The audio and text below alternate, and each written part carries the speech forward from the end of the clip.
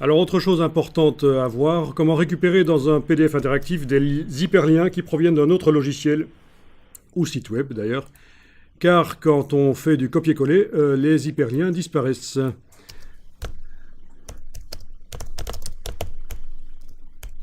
Ben, ça va être assez facile. Il va falloir passer par un logiciel intermédiaire. On y va, on va dans Wikipédia. Par exemple, hein.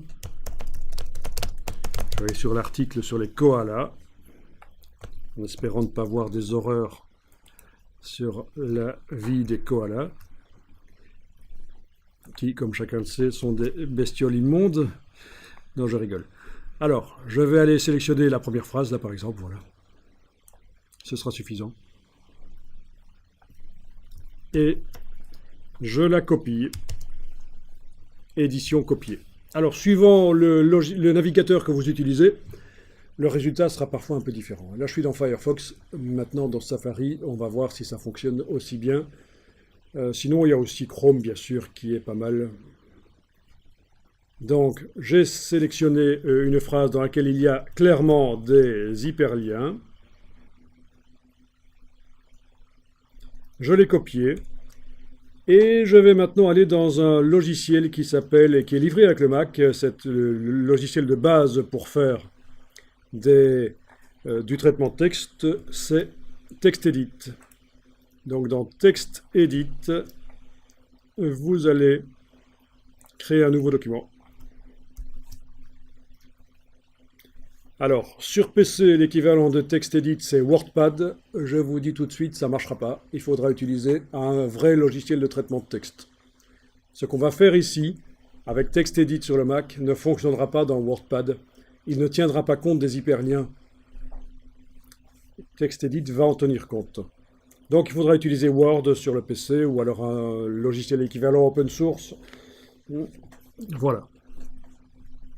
Je colle. Et les hyperliens arrivent. Ils sont là, les hyperliens, dans le document. Alors, pas toujours. Par exemple, regardez ça. Si je colle, les hyperliens n'y sont pas. C'est parce que c'est un document au format texte. Et qui, d'ailleurs, me propose de convertir le document au format RTF. Je colle, les hyperliens y sont. D'accord? Donc il y a deux formats de documents dans TextEdit. Les deux sont intéressants, ça dépend des moments. Vous avez le format RTF et le format texte. Je suis dans un format RTF, Rich Text Format, donc format de texte enrichi, c'est-à-dire avec des hyperliens notamment.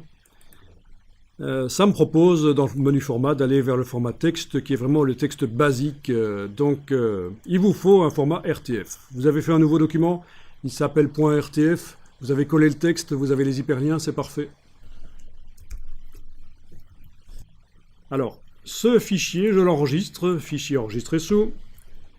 Je vais l'enregistrer dans le dossier d'aujourd'hui, par exemple. Voilà, doc PDF interactif jour 2. Je vais l'appeler texte koala avec hyperlien .rtf. Voilà, j'enregistre un document de type RTF. Ça marcherait aussi avec un document Word, bien entendu. Parce que j'ai Word sur l'ordinateur, j'aurais pu copier-coller dans Word aussi. Hein. Ou OpenOffice, bon.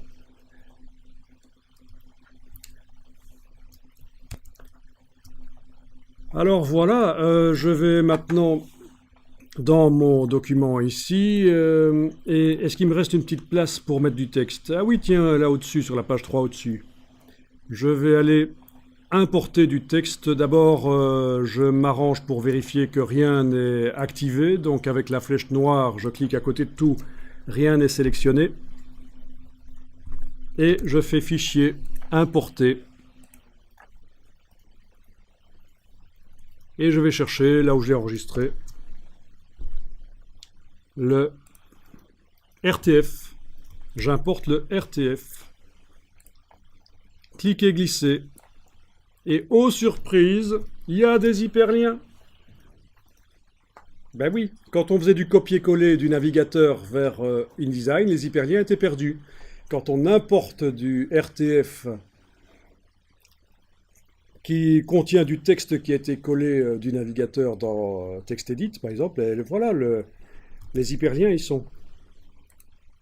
Alors, normalement, dans la palette hyperliens, il a ajouté les hyperliens, on va les voir. Menu fenêtre, objet interactif, hyperliens. Voilà, ils y sont. Et quand c'est vert, ça veut dire qu'ils ont été vérifiés, ils sont valables. Quand c'est rouge, ça veut dire qu'ils n'existent plus sur le web. Ils sont cassés. Le lien, la page n'existe plus. Ou l'hyperlien a un problème. Typiquement, c'est quand vous les faites vous-même dans InDesign que les hyperliens peuvent avoir des problèmes.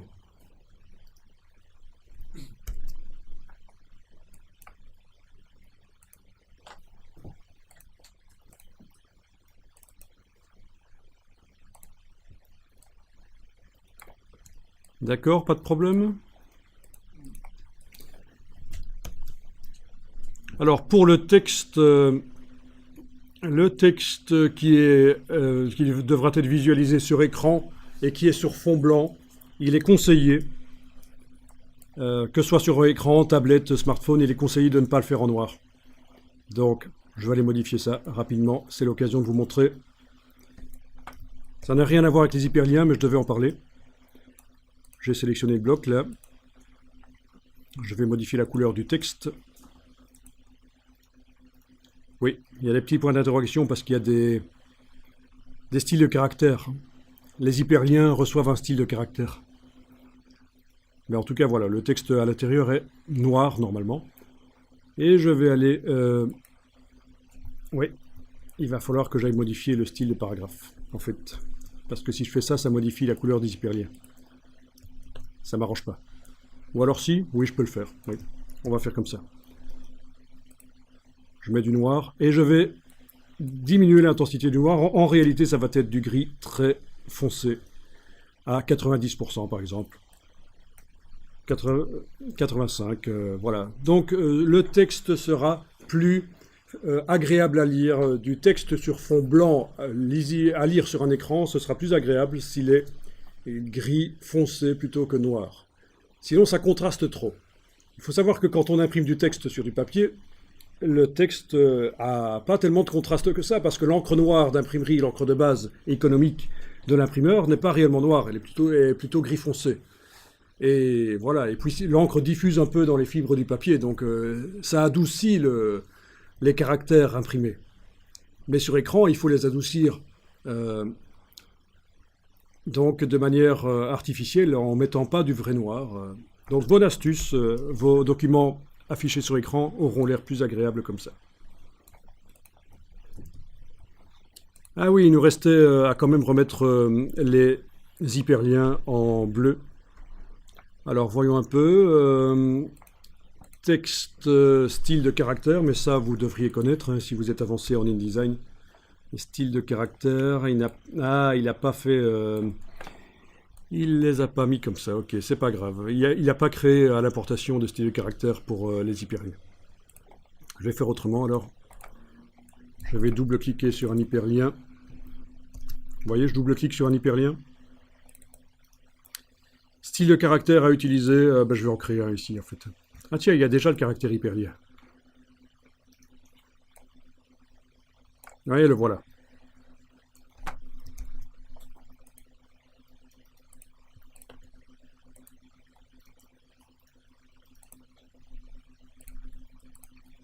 Ok, je les ai modifiés tous d'un coup. Clic, majuscule clic. Ça, c'est tous les hyperliens qui sont encore en noir au lieu d'être en bleu. Menu de la palette hyperlien. Modifier l'hyperlien. Ce que je modifie, c'est juste ceci. Je lui attribue le style de caractère hyperlien de InDesign. Et voilà, les hyperliens sont en bleu. Dans la palette style de caractère, j'ai bien le style de caractère hyperlien qui est là. Si je trouve que le bleu n'est pas assez bleu, je double-clique dessus et je vais changer la couleur des caractères et je vais mettre autre chose, voilà, comme ça, par exemple. Ok? Mais ça, c'est l'utilisation normale de InDesign avec les styles de caractères.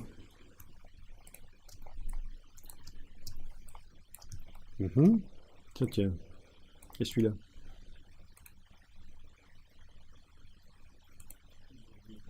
Celui-là, j'avais pas pris en fait. Hyperlien. Voilà, ok.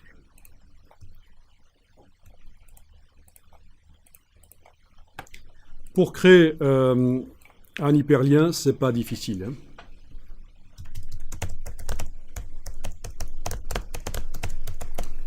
Je tape quelque chose.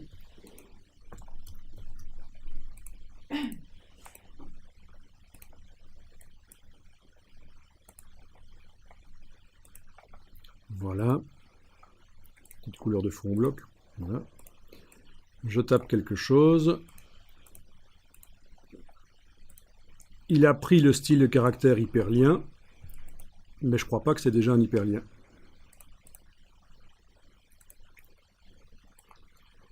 Donc au niveau du style de caractère, le texte là que j'ai tapé a pris le style de caractère hyperlien, mais ce n'est pas un hyperlien. Quand je sélectionne, je ne vois pas un des hyperliens qui est en surbrillance bleue. Non, donc il faut que je le crée en fait. Hein. Donc gros piège, hein. Vous pouvez avoir le style de caractère hyperlien qui est mis sur du texte, mais c'est pas un hyperlien. Donc je dois le créer en sélectionnant le texte évidemment et en cliquant sur le bloc de feuilles dans le bas de la palette hyperlien. Et voilà, type URL, voilà, c'est bien. Ça vous occupez pas. Si l'hyperlien partagé, c'est pas très intéressant. Je crois que ça veut dire que quand on modifie un des hyperliens, ça modifie tous les autres dans le document qui sont identiques. Donc c'est coché d'office, c'est pas mal. Ne vous ennuyez pas à le décocher. Ok. Et voilà, l'hyperlien a été ajouté. Donc vous avez vu comment récupérer des liens de Wikipédia ou de n'importe quel site web. Et vous avez vu comment en créer vous-même dans le document, en sélectionnant le texte et en créant l'hyperlien là. Alors le 3, c'est juste la page en fait. Hein. Ça permet de rapidement naviguer vers la page qui contient l'hyperlien. Ce sont des hyperliens justement en fait, mais vers des pages. Donc évidemment, si le texte sélectionné ne correspond pas à un hyperlien, ça va pas le faire. Hein.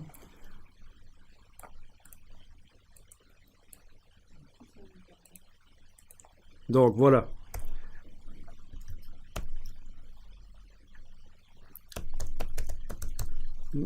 Alors, je tape par exemple un mot ici, multimédia. Ok. Il a le caractère hyperlien, le style de caractère hyperlien, mais ce n'est pas un hyperlien. Je peux enlever le style de caractère hyperlien et en faire un mot normal. Hein. S'il me prend l'envie de faire un hyperlien avec ça, je dois, dans le bas de la palette hyperlien, cliquer sur le bloc de feuilles. Voilà, il a repris le style de caractère hyperlien. C'est logique, je viens d'en faire un hyperlien. Ok. Sauf que là, c'est rouge. Ça ne correspond pas à... L'hyperlien ne marche pas, il ne correspond pas à un truc qui existe. Je vais être obligé de le modifier. Donc soit je tape une vraie adresse, soit, oui, le mot multimédia va mener vers, par exemple, adobe.com. Donc, ce n'est pas le mot www.adobe.com qui est visible dans le document, mais c'est un mot qui est multimédia dans mon cas, et quand on clique dessus, ça nous amène vers ce site-là. Donc ça aussi, c'est permis, vous n'êtes pas obligé de faire des adresses URL, de les indiquer en vrai dans le document. Ça peut être des mots qui mènent vers cette adresse URL. Et alors, normalement, il y a l'infobulle qui nous permet de voir l'adresse avant même de cliquer dessus dans Acrobat. Je vais tester, j'exporte. Et ce sera l'occasion de tester aussi les autres...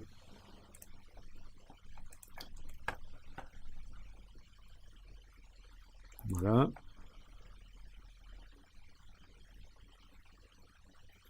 Ok. La page suivante. Voilà. Oui.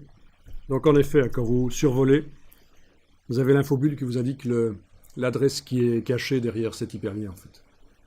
Ici, ça correspond, pour celle-là. Pour celle-là, ça ne correspond pas. Pour celle-là non plus, bien sûr. Tous les mots ici, ce sont des adresses qui sont différentes du mot en question. Je veux dire, il n'y a pas besoin d'afficher dans le texte l'adresse, la grande adresse.